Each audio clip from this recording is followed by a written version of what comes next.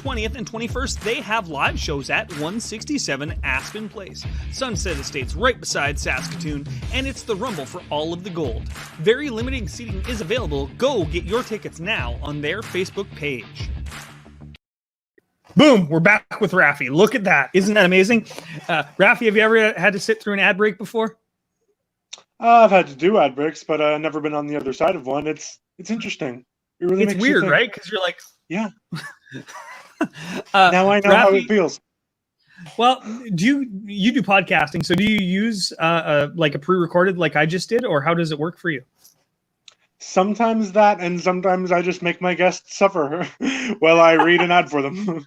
Well, that works. That works. So I don't know if you've actually watched the show, but I start every interview with a question of the week. And this week's question of the week is, what old person things do you do? Awesome. I think my favorite old person thing, that is such a cool question. I wear old man shoes.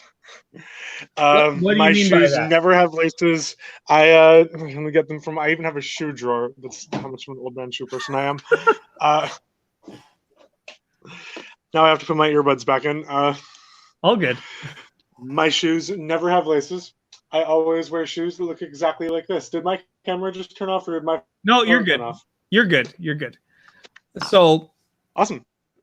you did freeze, but yeah, we'll see where it goes from there. I've got audio anyway. So why do you wear old man shoes? You know, old man shoes are so comfortable. I mean, for me, it's hard to find comfortable shoes because I'm a size 16. Mm-hmm. You guys probably can't see it because I'm on my phone, but it's worth noting that I am 6.5 feet tall. So for me, it's hard to find size 16 shoes at all. So why not wear comfortable ones? Old man shoes. That's fair. That's fair. And they're probably easier to find as old man shoes than anything else, right? It'd be a weird size for everybody to have a size 16 foot. Well, I can only buy my shoes at one store. Really? One store in all of Tucson. It's called DXL. It's a national chain, and no other store sells size 16 shoes. That's crazy. So I know we started off weird, but yeah, I'm going to get rid of that question of the day. Can you tell us about yourself, what you do, who you are, why you poop? I don't know. Tell me. My name is Rafi. I'm a college student, but I'm also a comedian. I've been doing improv comedy for 5 years, and I've also been coaching improv comedy for 2 years, which is super fun. I'm a nerd, if you can't tell by all this. I love comic books and Dungeons and Dragons and movies, anything in the nerdy realm. Yeah, that's me. I'm a film major, so I'm hoping to be a screenwriter in the future. That's fantastic. That's awesome. I want to talk to you about the improv comedy and how it works. You say you've been coaching it for a long time. Now, you told me in your bio you're only 19 years old. How do you start at 14 and get into improv? Well, I started doing it regularly at 14, and I love saying this, I actually took my first class at 11. Really? Yeah, it was a teen class over at in Tucson. We have this local theater called Unscrewed Theater. Okay. And they were offering a class for teenagers, and I was the youngest person they let take it, and it was really fun. But I had to stop doing it for a couple of years because they weren't offering teen classes anymore. So I picked it back up at 14 with this other theater called the Tucson Improv Movement, because over there teens can take the adult classes. So since freshman year of high school, I've just been doing it nonstop. I mean, it's almost an addiction. I just love it. That's fantastic. I like it because a lot of people have seen improv. They've seen the Whose Line Is It Anyway on TV, but they've never actually experienced it live. So what goes into a good improv comedy show? And yeah. You know, the best improv teams I've been on, I think, have a lot of like camaraderie to them. I mean, you know, it takes a lot of like practice to do a good improv show. I mean, some people use the word rehearsal, but I like using the word practice because every scene we do is going to be different, you know? So I think the best shows I've had are the ones where I'm with these people for 2 hours every week. Not when we're on stage, but when we're just in a room together, getting reps in together. You know, I used to be on this musical team that was really awesome where we'd sing live on stage, and it was really great because every week we'd get together and just sing with each other, and it was really awesome. That's awesome. I like it. How do people do improv? What's the starting step? That is an awesome question. And I think, there are a couple of entry points. I mean, I know people who, for me, my starting step was just seeing a show. I mean, when I was 10, I went and saw the show up in Phoenix, and I was an audience volunteer to come on stage, and that's when I kind of knew I liked it. So I always recommend seeing a show and then knowing it's for you. And if you like it, then go take a class. Every improv theater offers a ton of classes, and they are so much fun. 101 is great because 101 is just, it's really fun and you don't need to have any prior experience beforehand. Yeah. There are also all these like niche electives that you don't even need to have taken 101 for. Next week over Zoom, I'm taking this class called Intro to Song Improv with the Groundlings, where we're going to learn about improvising songs themselves. And you don't need to have taken any classes beforehand to do that. So I think that'll be really fun. That's awesome. A lot of people think that they have no musical talent, but I work with a few people I'm a stage hypnotist. If you didn't look me up, I do stage hypnosis. That's what I actually do. So my show is actually, that's so cool. Yeah. Well, all my show is just improv with 15 people that don't know they're going to be in part of an improv. It's guided improv, right? So that's what hypnosis is. But it's interesting because when I took some improv classes, the most important part of it is to say yes to everything, right? Or within reason, right? You go with the flow. And a lot of people have problems with that. I think that says a lot about life too. If a person says yes to more, they'll experience more. Now, it's interesting because I have a lot of experience with coaching teenagers too. And that's something you really have to kind of hammer in with them, which I always thought was interesting. I mean, once they get it, they embrace it more than anyone older than them. Yep. But I found it interesting that when I started coaching people in high school, I found they're kind of more used to saying no. Yeah. Well, I think society does that, right? I think their parents have told them, no, you can't do this. No, you can't do this. No, you can't do this. And they still have that in sales, it's called a no mindset, but you want to get a client to a yes mindset, which is the same with improv. As you get them that yes mindset, and all of a sudden they'll do almost anything and they'll go in almost any direction, which is what good improv is all about, right? It's not knowing where you're going and still guiding it in a way that makes it insane. Comic book nerd, what's your favorite comic book? That is an awesome question. It's so hard for me to pick just one. I'm going to go with, I hate to say something so obscure, but I got to go with Fallen Angel by Peter David. It's this really awesome kind of religious allegory superhero comic about this angel in this like kind of 40s noir setting, kind of a detective story. Really cool. That I don't know if you've ever listened to old time radio, but there's this old time radio show called The Saint. It sounds very similar to that, but where he's basically a very religious dude, but he solves crimes. Anyway, weird topic. That sounds fun. Yeah, look up old time radio player and listen to those old time radio things because they're deep.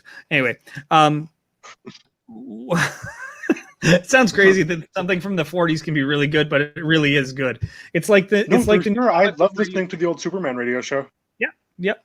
The old Superman radio show is great, and there's other ones like there's a comic book called The Shadow that still exists, and that came from the radio show, and it's pretty amazing.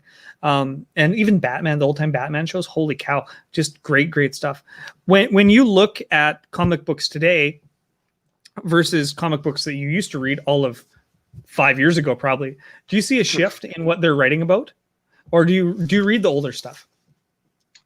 I read a bit of the older stuff, but for me, I mean, I started reading comics, I guess about the same time I got into improv when I was 11. So, for me, I think there's been a bit of the shift in that I always notice there's like a larger industry output. I mean, I end up reading a bit more every couple of months because there's just more to read every couple of months. Mm-hmm. But I think the content is basically more or less the same as it was when I got into it. And okay, I definitely read a bit of the older stuff too. And I always think it's interesting kind of seeing how it's changed. I mean, I'm a big Venom fan and a big Spider-Man fan, but I can't read like 80s Spider-Man at all because the dialogue is so, it's so unreal. Like, yeah. The thing about 80s Spider-Man is they're trying to talk like they were from the 60s, or that's what it seems like. And there's wowzers and gadzooks and all the rest of it. It's like, what the hell are they doing? It was the 80s. They shouldn't be saying these weird things. Exactly. Like, I read it and I'm like, I've seen too many 80s movies to believe that anyone was talking like that back then. Yeah. It's weird. So you also write. So what type of stuff do you want to put out there into the world as a future screenwriter? Do you have anything ready to go, or thoughts in your brain? Yeah, I really appreciate that question. I really, I love writing. I've never had anything actually on film, but I definitely have scripts just sitting in my drive. I'd really love to go into sitcoms, to be honest. I'm hoping to take the sitcom class next semester, and I've got a few sitcom pilots just sitting in my folder. I think they're so fun. I really, really love going back and watching older sitcoms, especially, I love Seinfeld. I love Mary Tyler Moore. So yeah, I'd love to go into sitcoms. The beauty of the new world that we live in is that you could produce that and have it, maybe not professional quality, but you could produce it yourself with 15 of your friends and have a hell of a good show just by doing it yourself. And I know that's not the traditional route, but I think that film and movies are going in that direction more and more. How do you feel about that as a film student? Do you feel that everyone being up, because this is a movie studio. This is a movie studio that everyone carries in their pocket, right? In the 80s, they we're doing right now. Yeah. In the 80s, people would have killed to have 10% of that technology. So where do you think film is going in the future? Is it going to become more independent, or is it going to continue with the big boys and not change? I think that's a really interesting question, because I was thinking about this last week. I just took a summer course on like film from like 1850 to the 1950s. And I think one of my favorite day of the class was the day we talked about live TV of the early 50s, TV back when it was just basically only in New York, back before every American family had a television, and before telefilm, back when literally all TV was live, even the commercials. Yeah. And I think what was so interesting about that was there were no national networks. Every little independent, broadcast house was their own studio, and they were making their own content just like that. Everything was basically a little public access studio. So it wouldn't surprise me if that is kind of the direction we're going in, because that's exactly where we used to be. And I think things go full circle like that all the time. It's kind of like professional wrestling, right? I don't know if you're a pro wrestling guy, but Vince McMahon basically bought up all the little territories. And then all of a sudden now all those territories are coming back because people want it locally, not a nationalized product. And it's kind of nice to see. See, and that makes a lot of sense to me. I think people love seeing things on the local level like that. I mean, yeah, for sure. Yeah. Even this show, I'm never going to be a Jimmy Fallon or a Kimmel or those guys, right? It's a tiny little show that just is connecting with people all over the world, which is kind of nice. And I think we can all find our niches by doing this, right? Even though, let's say you did make your sitcom and it's only released in Tucson. Well, you might find access through the internet to who knows, right? Maybe it's huge in Turkey or something like that, which would be crazy, but it would still go a long way, right? Well, now I'm just picturing, streets in Turkey outlined with billboards of my face, which is a great image. That would be fantastic. Raffi.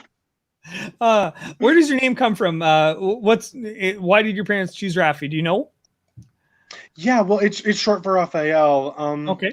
And, when I'm performing and doing stuff like this, the reason I just say Rafi and not my last name is my last name is super long and no one can pronounce it.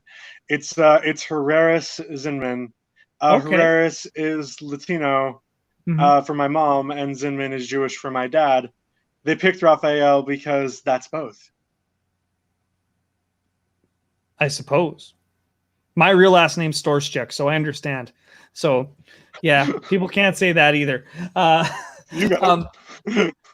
So the thing about Raffi, though, as a performance name, have you looked up who Raffi, the other Raffi, is ever? Oh, he uses one more F than I do. I'm Raffi with one F. Oh, yeah, he's Raffi with two. Because that could be confusing for a lot of people, right? Because like big guy. Anyway, is he still alive? I don't know. Did you know him growing up? Did you hear his stuff? Oh yeah, all the time. Baby Beluga was like my favorite Yeah. song when I was 5. Oh yeah, brush your teeth. Sorry, that's what they had back when I was a kid, and I'm 15 years older than you, so I get it. I can't believe I remember the lyrics to Baby Beluga, but you've got it running through my head now. And what are they? Let's do it. Baby Beluga, Baby Beluga. He sings a little song, and you can sing along. And I don't remember the next part, so I don't remember what song he actually sings. But I haven't heard it in 10 years, so I think that's okay. Good job. People are afraid to let themselves out, and I'm glad you did. That's fantastic. Let's talk about D&D. You say you're a D&D geek. Which version? How far back does it go? And do you play the other offshoots of D&D? You know, I'd be very curious to try, but I've never gotten the opportunity to play anything other than 5e. Okay. I started in junior year of high school, and I've been playing since, but I just am super nerdy about 5e. That's awesome. Do you play too? So I haven't played in years and years. I play 4 with my kids. So they're like 10 years old, but I'm playing with them. They're actually, one of them's too young to play, but he plays anyway. And it's a pretty interesting thing, right? Well, my wife doesn't like playing, so whatever. But do you find that nerd culture, as a self-professed nerd, do you find that it's actually, it's in the media a lot, right? Or at least we see it a lot. Do you think that culture is changing to accept more nerds, or do you think that nerds aren't actually nerds anymore and they became cool? You know, I think it's somewhere in between nerds being on the outskirts and nerds being cool. I mean, because we've got Stranger Things, which is almost like normalized D&D. I mean, my DM in high school was like the star of the track team. Yeah. Which was super weird, but at the same time, he was a great DM. Yeah.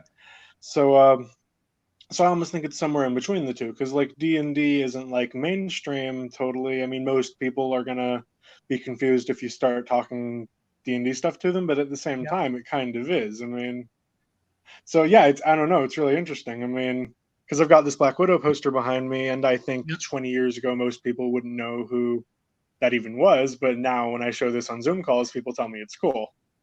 Really? People wouldn't know 20 years ago. I did. They would. I did, but I was also a weird kid. Maybe you're right. So where I grew up, the thing where I grew up is Star Trek was on at 4 p.m. every day for a large portion of my childhood. So we would watch The Next Generation at 4 p.m. after we got home from school. It was either that or we watched like Wheel of Fortune. So what do you pick? You pick Star Trek. And after that, it was The Simpsons. So awesome. Yeah, it was a pretty good afternoon lineup. And then my generation was the wrestling generation with Stone Cold and The Rock and those guys. So, and that was still nerdy. Pro wrestling was nerdy, which was really strange. Especially back then. I mean, and I don't know much about pro wrestling, but I know that especially back in like, you know, the 80s and the 90s. I mean, look at like movies like Gremlins 2. You get cameos from pro wrestlers all the time. Yeah. And it wasn't a huge overproduced thing. But I don't know, nerd culture is a weird thing to talk about. What else do you want to... I should let you plug all your crap. What kind of crap you got? I'm sorry. Well, my restroom is over there on the other side of that room. You know, I just make a right, and there it is. That's where my crap is. I got the Paper Towel Improv podcast, Quick Bites with Rafi. That's been really fun. We got the 9th episode coming up on Thursday. What I've really been enjoying about it is, you know, I actually just reformatted the show. So episodes are going to be a half hour or less. And since I did that, the episodes have been so fun. I mean, they were fun before, but now they've just been awesome. The last one in particular was just so fun. It was an improvised game show, actually. When we're in person, we do this show called The Game Show Show. So this was the audio edition of that, and it turned out so well. So go check out the Paper Towel Improv podcast with Rafi. You can check that out on Spotify, Anchor, Apple, or wherever podcast can be found at the link tree on the bottom of the screen here. Down there, and I'm sure in the description of this, I posted a bunch of weird crap. for you as well, right? Holy cow. Had a hiccup. Yeah, I thought that bio was just for you, so I gave you like every fact about me. So listeners and viewers, this is a video thing. You guys get to read everything that is Rafi. Everything that was sent. So do you want to know why I do that? I do 40 of these a week. I don't got time. It goes up. If there's something private in there, it goes up anyway. Don't do weird stuff. Ladies and gentlemen, before I end the show, I do want to let you know that today's show was sponsored by BEW Wrestling, June 20th and 21st at Sunset Estates by Saskatoon, not in Saskatoon. And Rafi, thank you for sitting through my ad break. The last question I always ask before I let anybody go is, other than this show, what have you done for yourself today to make yourself happy? Oh, I've really only been up for an hour before I did this show. There's no reason for that. We're in the same time zone, Jesse. I should have been up. Holy cow. Well, you're a college kid, so you have reason for that, right? Yeah, I went to bed at 3 a.m. I've been guesting on a couple of other things, and people keep thinking I'm in like wildly different time zones than them, and we're always in the same one. It's always PST. What did I do today? I let myself sleep in. I was going to try to wake up at 9 and the alarm went off and I put it on snooze. That works. Now, we're going to talk about time zones. And anybody that watches this, you don't have a time zone change at all. You don't do daylight savings time in any way, right? No, we're always... So when you guys are PST, we're still PDT. So I don't have a time change either. So is it 2:21 there or is it 1:21? 1:21. Okay. So... for reference, everybody who watches this, whenever you see ST, that time zone doesn't change.